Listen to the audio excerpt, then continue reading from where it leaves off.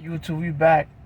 So the alternator should be here between Wednesday or Thursday of this week coming up. That's a big plus. Monday, I'm gonna have someone run a wire from the factory alternator all the way to the trunk. I could have done that myself, but I'm a little bit busy to do anything right now, so I'm gonna just have him do it. Which is gonna save me time and trouble because my schedule's off the hook right now. And then on my day off, I'll put the alternator in.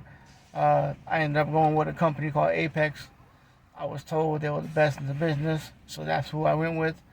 They were very informational, good people to talk to, and they hooked it up. So we're good in that part. But let me show you what I got going on so far. Alright, these right here are the battery terminals. You've seen these before.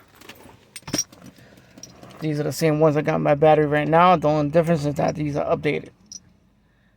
So my other ones don't have this. This is laser etched, and these are polished. My other ones that I have back there, originally when it first came out, they didn't come polished. So it's for each battery. The black is for negative. You see the minus sign right there.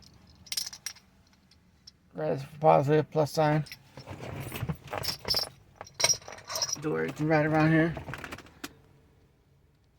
Yes, we're doing it.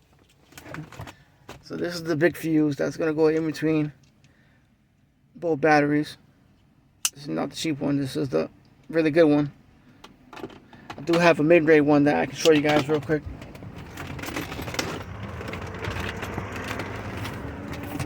So this is only going to the amp, so I'm not really worried about that.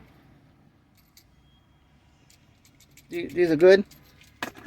They're just not as good as these. This is like, I paid $40 for this one.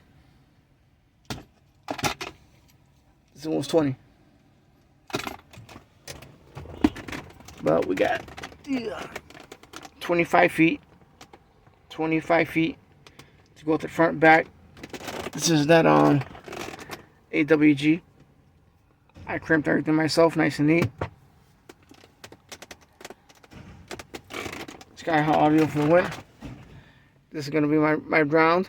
I didn't make these ends yet because I still got to cut them, and I didn't want to cut anything until I get the battery situated.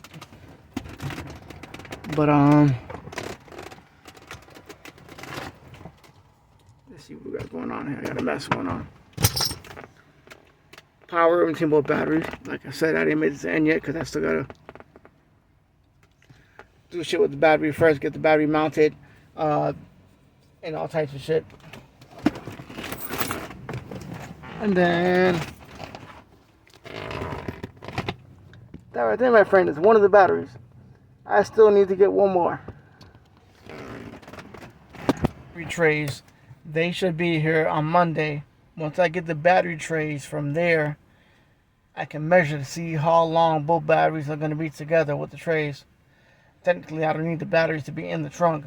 The trays are just a little bit bigger than the battery itself. So to see where I'm going to sit those at, so I can decide on what size wood I'm going to get, measure it, cut it, get everything fully mounted. Then from there, I need to get the battery trays mounted to the piece of wood first. And then from there, I can get the custom base with the brackets on there, mount that to the car, and then I can do both batteries. As of right now, once I get my alternator in, I'm going to install it without putting these batteries in first, just because I want to make sure the car is charging. There's nothing wrong with the battery in the back. Still works, nothing wrong with it.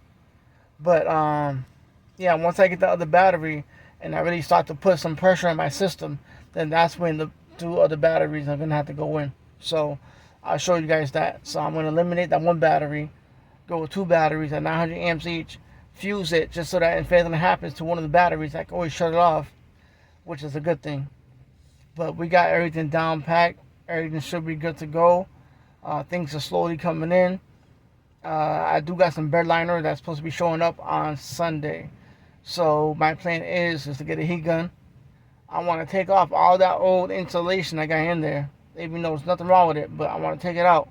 And I just want to bedline everything, because as of right now, with all that aluminum foil going back there, if one of my terminals touch that, it's game over. It's going to arc, so we don't want that. Especially with my last battery terminal, I had to cut it.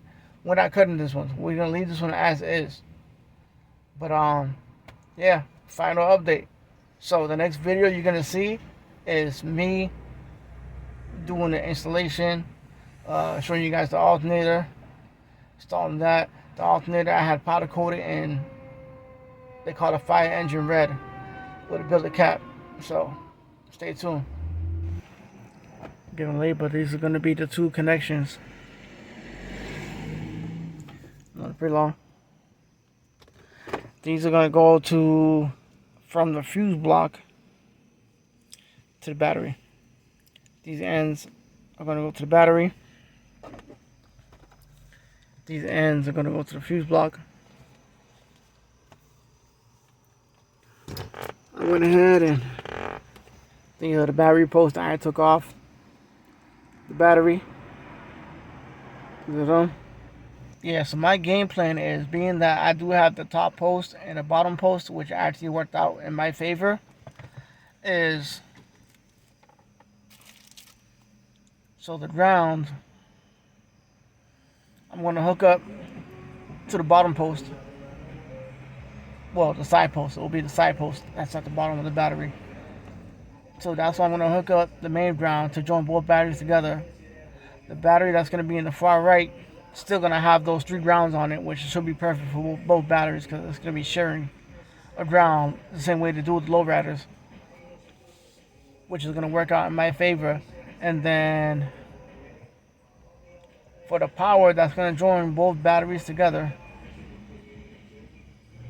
not quite sure what I'm going to do yet. You know, just because this is going to be my fuse right here. Oh, this is going to be my fuse right here. I don't know if you can see, but that's 200 amp.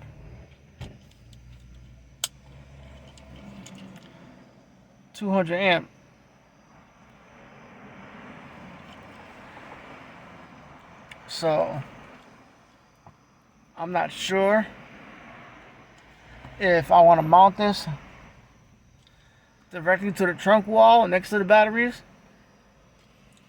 or am I going to create some type of bracket that goes around both batteries so that I can mount this directly in front of the batteries so that I can hook it up to the side post as well. That's going to be the big question of the day. The alternator will be here Monday, which is a good thing. I won't have time Monday to put it on, but Tuesday it's going to get put on, because that Monday coming up, well, this Monday coming up, I'm going to have the main 0 gate lead ran from the alternator all the way to the back.